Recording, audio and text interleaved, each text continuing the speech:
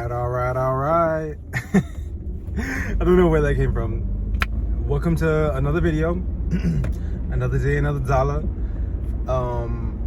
Definitely have a lot to say, but I'm gonna try to not make it the longest video ever.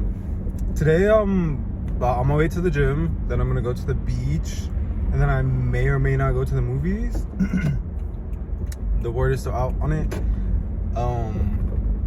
But essentially, baby girl, last night pretty much was the end, the finale of a chapter in my life with a person in my life. And it's so weird because I am handling it pretty well. It was really bad in the moment. It was really bad. I was very hurt, emotional. I wouldn't say very. I was definitely hurt internally. I think externally I was handling it really well. That person, literally, this person that I thought I would spend the rest of my life with and start a family with, literally so many things. I envisioned a whole future with, quite literally told me that they don't like me as a person. So that was kind of all that I needed to know and hear.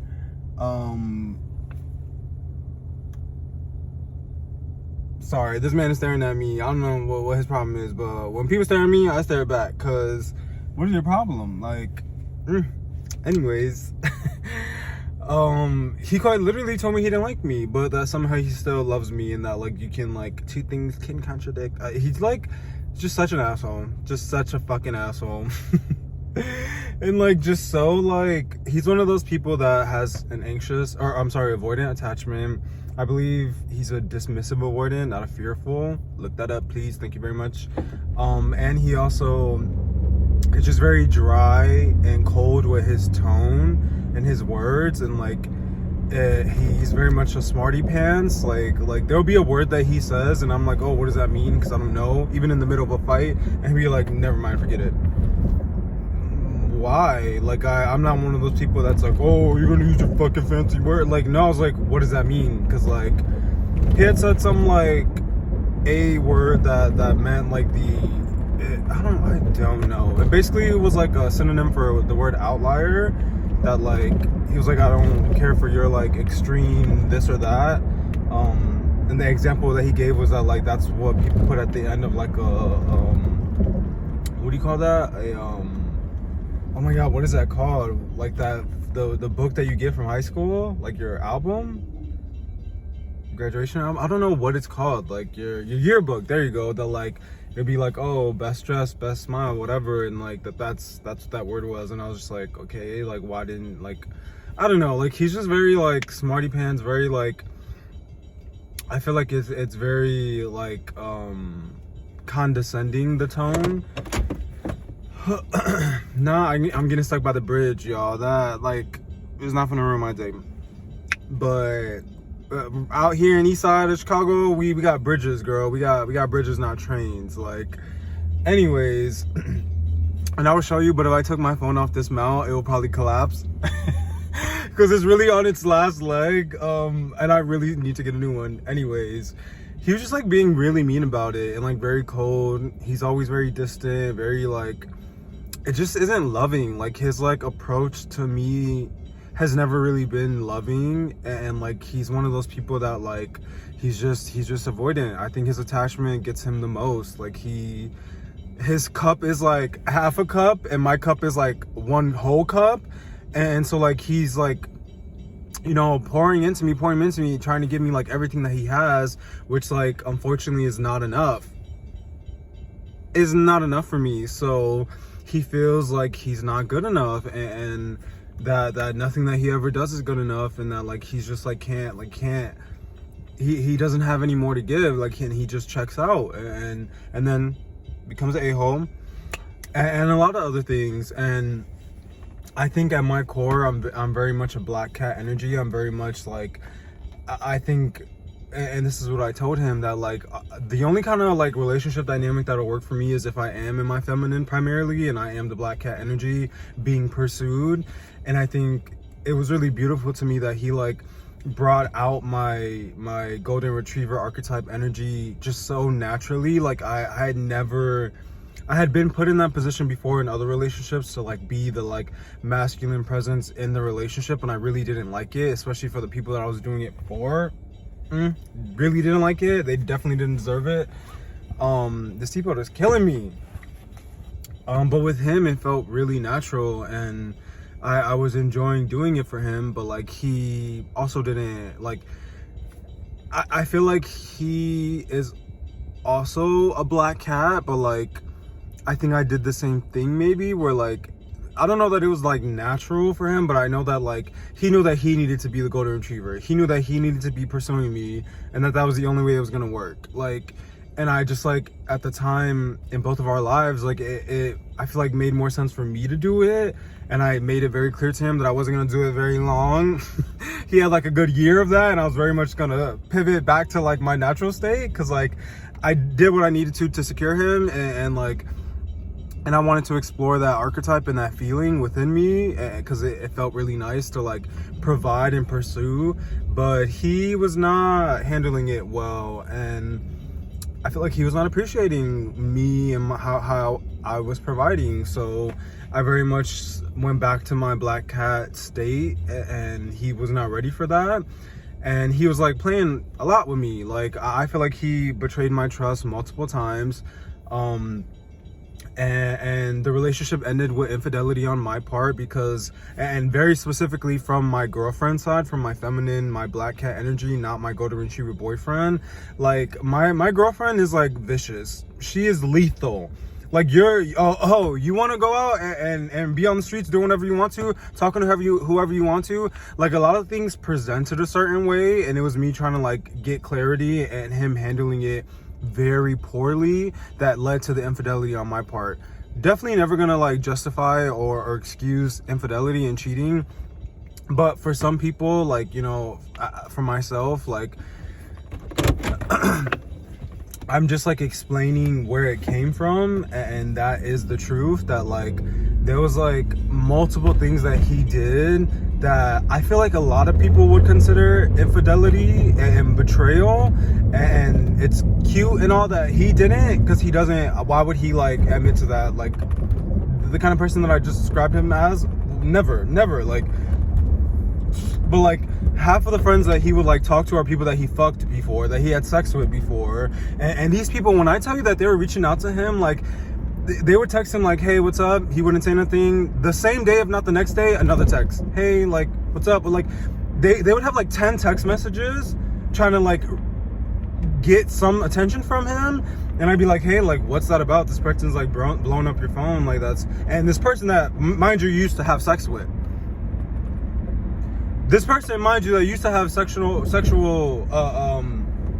contact with, and again, it's cool. Like y'all could have like been friends with benefits and went to the friend zone only, or like whatever. Like I don't know, I don't care. I'm not that insecure. The point was that I was like, hey, that's kind of like raising like my spidey senses here. My like my third eye is like, what's going on? And you're handling it terribly. You're calling me insecure. You're saying that me questioning you is like not having trust, that I'm dumb, and then like we have a whole argument about it, and then it ends with like, okay, well, like, sure, I guess I'll let you know if like anything problematic comes up, or if anything such and such, but like that's kind of dumb. Like I shouldn't have to do that. Like that's like really, I'm not understanding why it is you need me to do that, but sure, I'll do that, and then never proceeded to do it.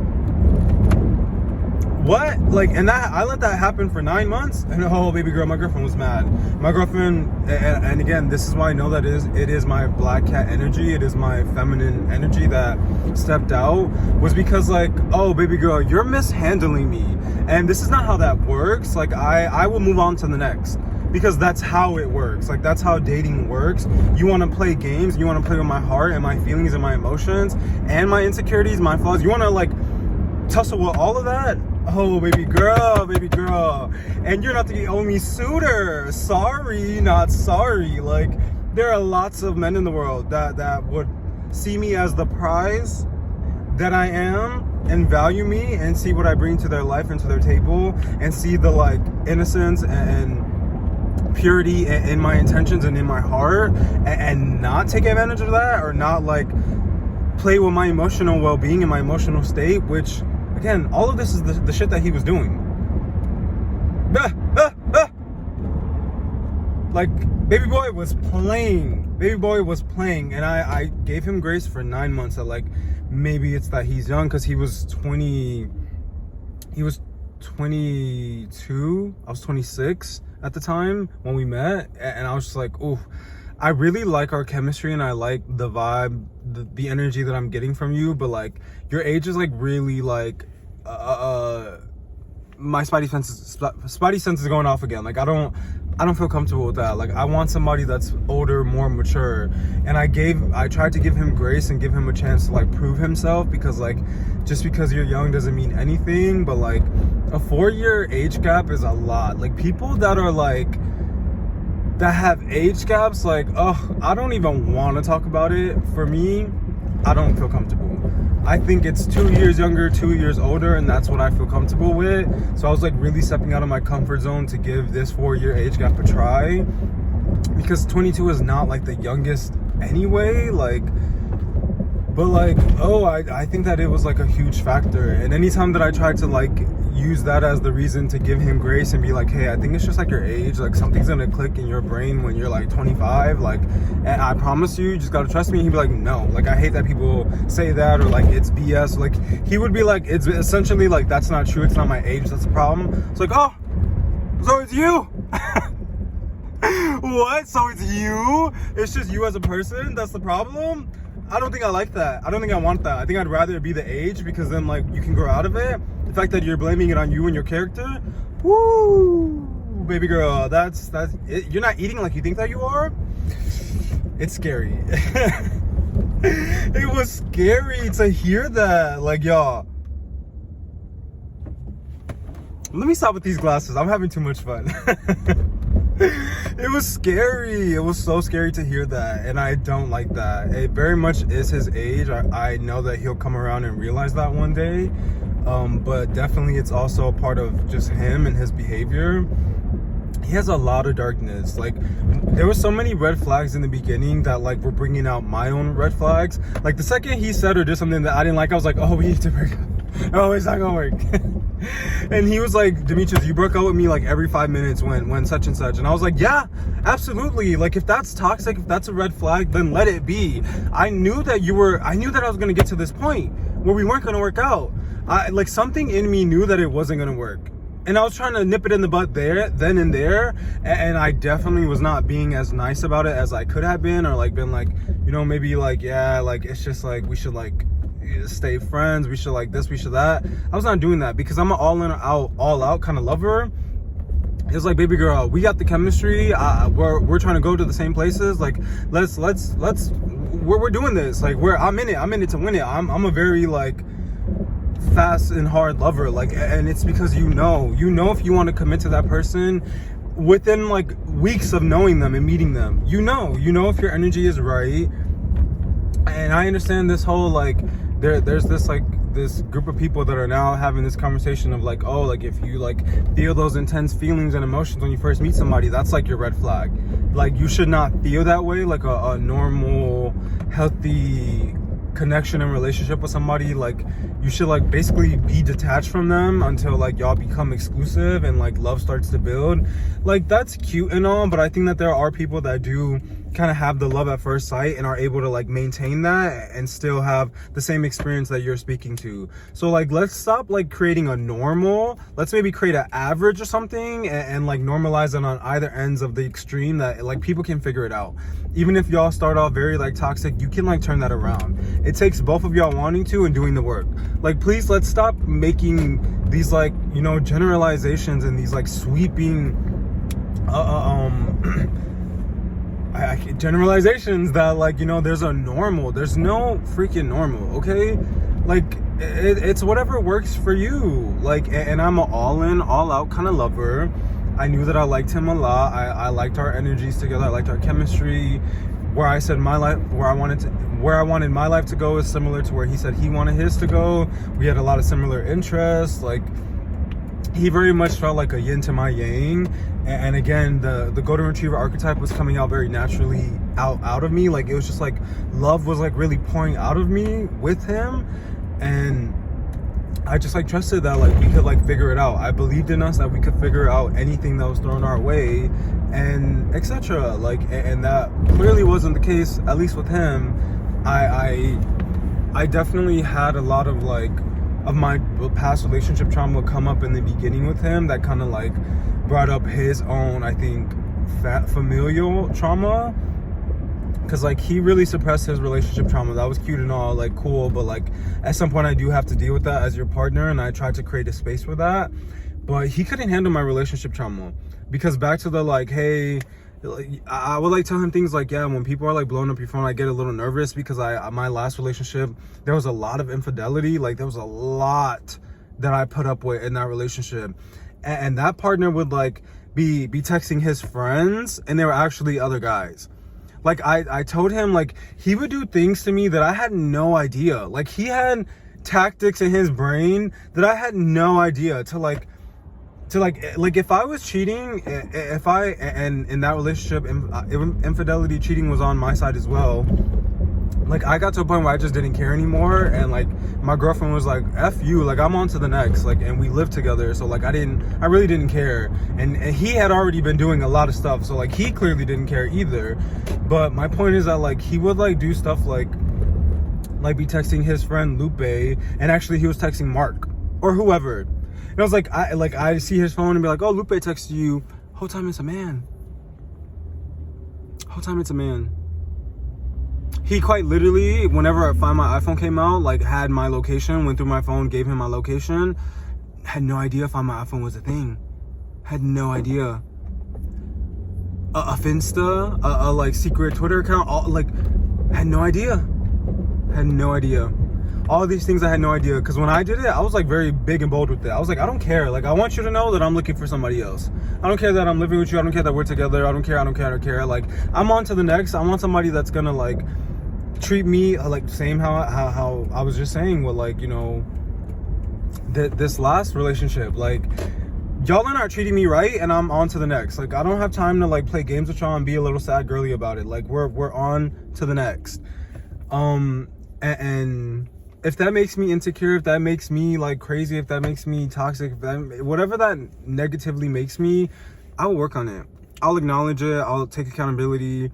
I'll hear whoever out that's like, yeah, Demetrius, you got a problem type thing, whatever. Like, I'll work on myself. And I know at the end of the day, I am a lover girl. I am very much a lover girl, just like J-Lo. We need to talk about her. Because like, I'm not like the biggest J-Lo stan. I just like feel like there's like a narrative or a side to the conversation people are having about her that's not being shared. Because like, at the end of the day, like, she is an inspiration to a lot of people, coming from nothing and like creating something for herself. Even if we want to call her average or mediocre, like, so what? Like, why can't we not make space for mediocrity? Like, I understand that we make too much space for it. Like, back to that discussion with The Incredibles, with the Mr. and Mrs. Incredible, that like we keep creating new ways to celebrate mediocrity, but like if someone is actually great and exceptional, like, we don't celebrate that. We need to be doing both of that. We need to like celebrate everything and anything. So like, let's stop tearing a woman down. Don't know why we're doing that. Like, sure, she has things she needs to acknowledge and take accountability for, and like, I'm sure she has narcissistic tendencies, like we all do, every single one of us on this goddamn planet. But like, let's have a like real discussion about it. Back to me though.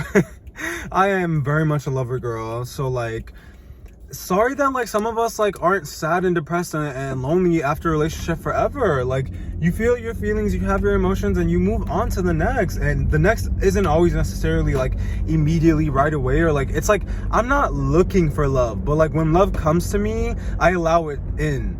I'm not afraid to do that. Like, a lot of y'all are afraid to let love in, and you judge people that aren't afraid and don't have this like this fear and like issue with allowing it into their life, into their heart, into their space, even if they've been hurt and burned more than once. Like, some of us don't have that issue, so maybe stop judging us because like you were burned and you don't know how to like move on from it and like let someone new come in and try again, even if it hasn't been enough time that you think that should have passed, like mind your business.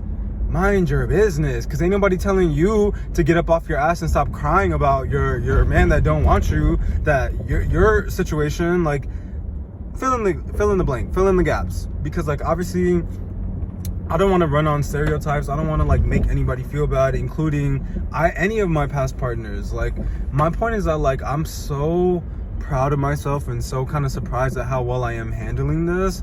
To be fair, like we broke up literally the day after New Year's, because he went away back to California where he's from to like go spend Christmas with his family. And like during that time when I was home alone, I packed up my stuff and was ready to go, because like when he got back I was ready to tell him like what I had did, that I stepped out and to like go our separate ways essentially. So he got back the day after New Year's. It was very much like, hey, like we're broken up.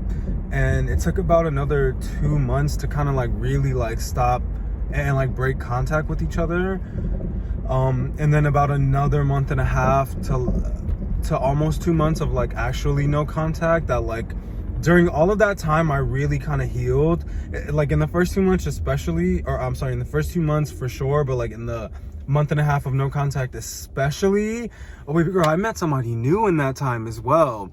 Not somebody that I'm like that I'm like trying to get into a relationship with, or like, you know, or like put any pressure on that, or like anything moving too quickly. Like I just like somebody new came into my life and I enjoy their energy. I enjoy their time. I enjoy my time with them. Like, so then like it's been almost another month and a half of like no contact was broken because I needed to pick up some things from the house. And like he had essentially wrote like this whole love letter of like wanting to like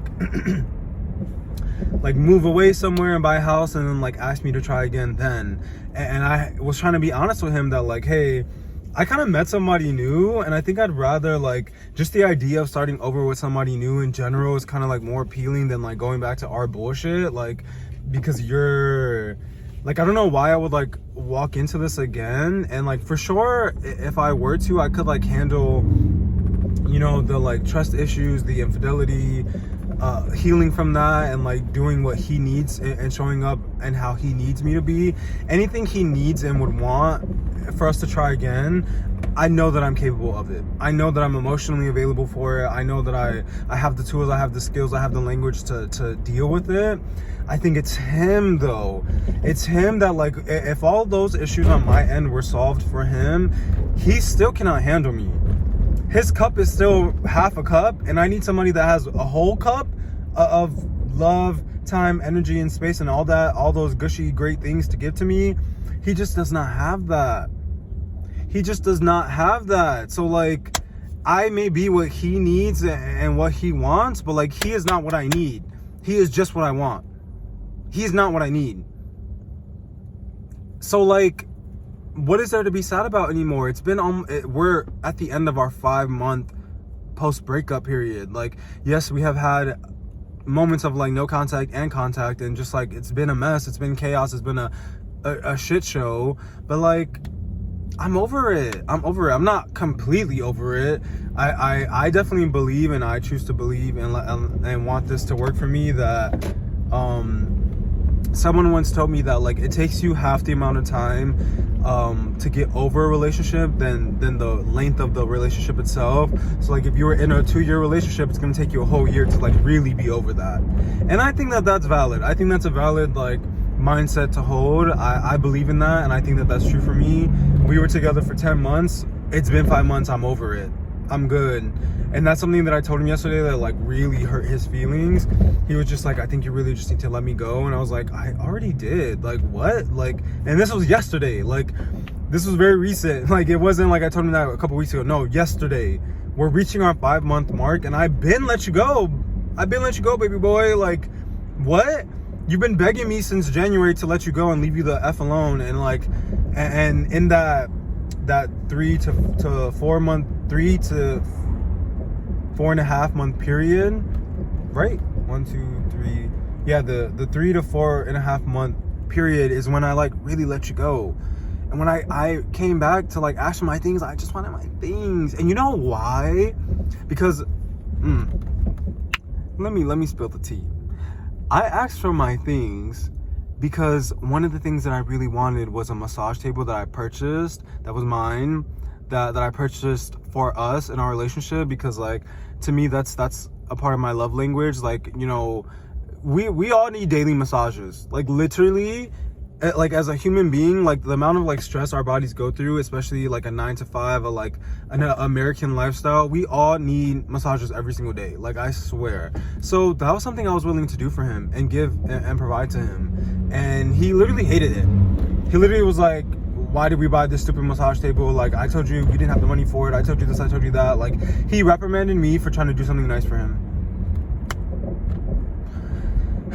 Very interesting. Anyways, the person that came around into my life, I feel like he would give me a massage. I feel like if I wanted him to, he would give me a massage every single day. I would definitely give him something in return for doing that. We're nor here nor there in that conversation right now, though. But like, I felt like if I asked him to, he would do it.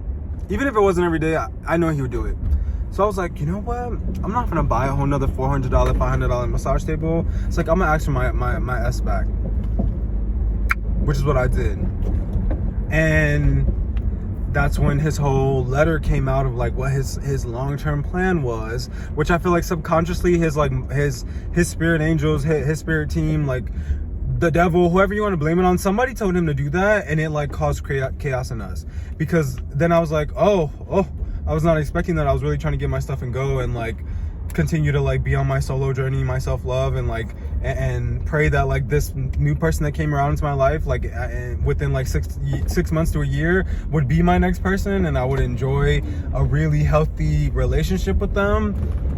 And here he had to come ruining it with his stupid fucking letter. Like, and I did tell him that it was a very like grand gesture, very romantic, and like I just told him that like I knew that in the future I would say yes, and I think that that's what is problematic. Because like, what if I did get to a really healthy place with that person, or any person, or I was like, you know, thriving in my career, and like, and you're coming in asking me to uproot my life, and I again will say yes to it, and like cause chaos in my life for you again.